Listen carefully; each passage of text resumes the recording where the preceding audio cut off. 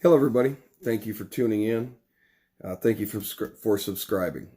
Just a reminder, if you like what you hear and you want to be part of continuing the conversation, seeking the truth, encouraging critical thinking, then please forward this to somebody else. I've asked before, do we admit when we are wrong? Do we admit when we took the bait? Are we afraid to step out and be separate, be a little bit different from other people? Basically, there are 6 corporations, 6 entities that control mainstream media. In some aspects, because those corporations have boards or even a CEO. That's a great deal of power, a great deal of influence in the hands of very few. We've talked about in the past Project Mockingbird. Please look it up. Please do your research on all of this. And you're not going to find it in mainstream media. Time magazine is not going to disclose the truth. Neither is CNBC, neither is CNN, MSNBC, neither is Fox News, New York Times, Washington Post. I can remember in Dr. Bruce Rubenstein's U.S. history from 1865, and we talked about it's been more than 100 years that the New York Times is going to tell you. They're not going to let facts get in the way of a good story. They're going to tell you what you need to hear. That's how they presented the Rough Riders at San Juan Hill, heroically defeating this opposition army.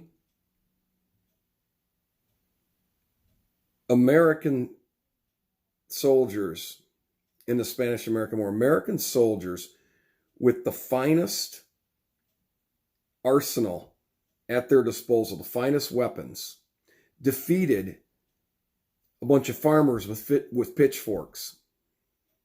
That's what the reality was. But it was much more glamorous in the New York Times.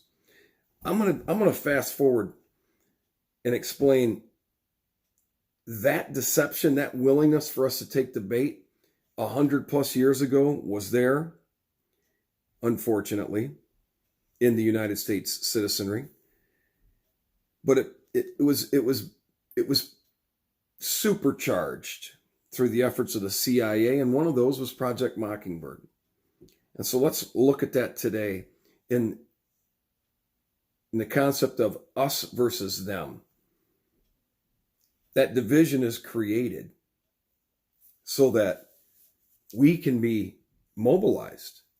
We can be told, we have to act right now. We must defeat the enemy. The enemy is them.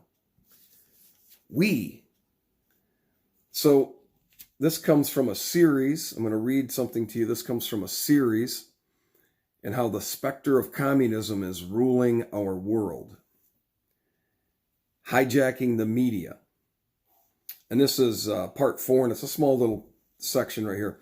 The media takeover by liberalism and progressivism. Creating a lexicon of political correctness. The Western media, along with leftist political groups and academia, has created a vast system of politically correct language. It has been applied so frequently by the media that the language has become deeply rooted in the public consciousness, influencing the public on a subliminal level. Once the media validates a left-wing opinion, it manifests it in all aspects of society. An October 2008 article by the New York Times headlined, quote, "Liberal views dominate footlights," end quote. And it stated, quote, during this election season, theater goers in New York can see a dozen or so overtly political plays about Iraq, Washington corruption, feminism, or immigration. What they won't see are any with a conservative perspective, end quote.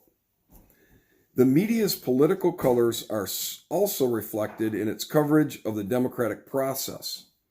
Liberal candidates are reported positively, while candidates who espouse traditional views receive much more criticism.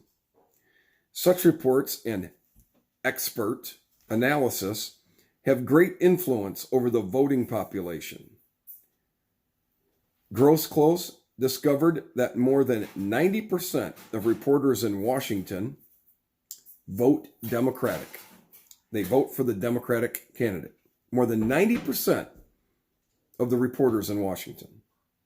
According to Grosclose's calculation, media bias aids Democratic candidates by about 8 to 10 percentage points in a typical election. For instance, if that media bias did not exist, John McCain would have defeated Barack Obama 56% to 42% instead of losing 46% to 53%. It also has found its way, this communism underlying theme, into Hollywood.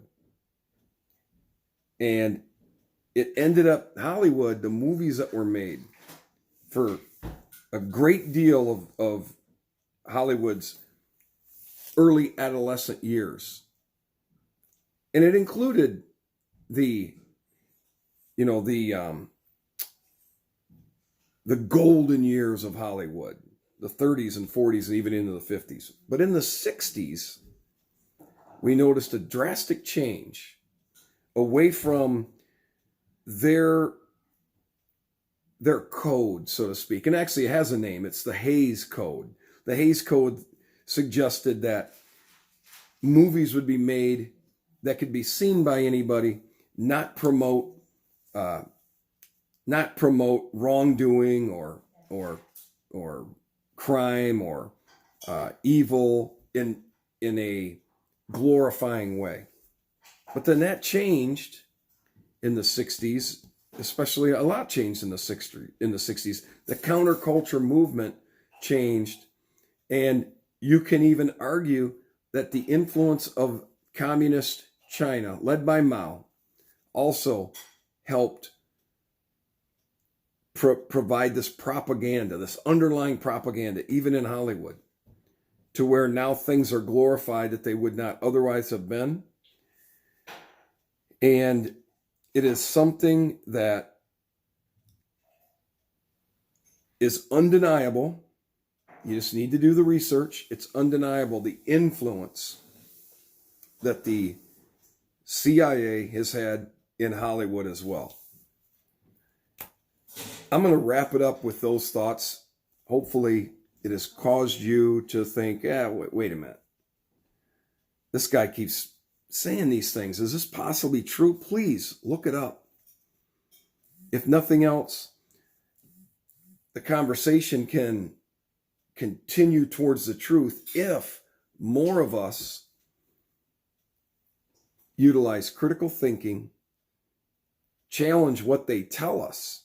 Because when I read this, number one, the Democratic Party, liberalism, progressivism, it has the largest number of people. It has the city centers, and it has the largest total people to vote from, the biggest pool.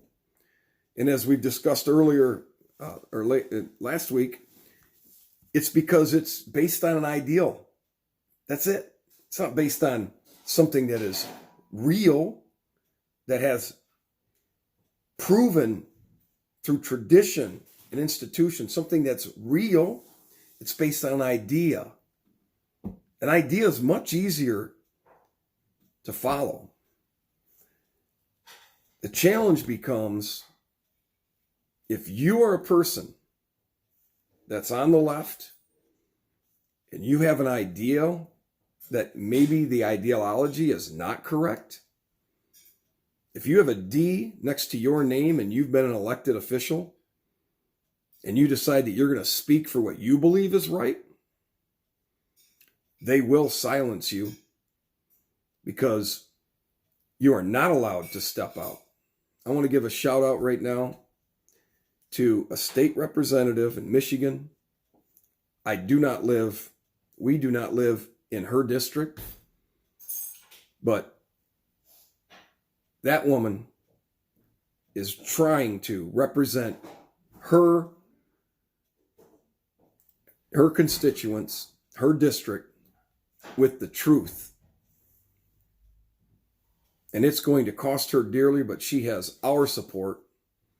And I think she's going to see that a person that will stand up for real, not ideology, realistic truth, for the real truth, she's going to find that she's got a lot more people that are willing to stand behind her and support her. I'm going to give a shout out to Representative Whitson, and I think we all should figure out a way to send her some love.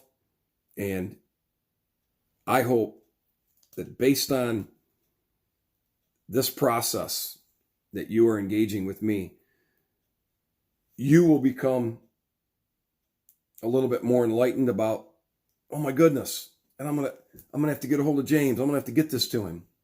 And those of you who have already been doing that, I appreciate it so much. Let's get closer to the truth. I'm James Detroit, and I'm out.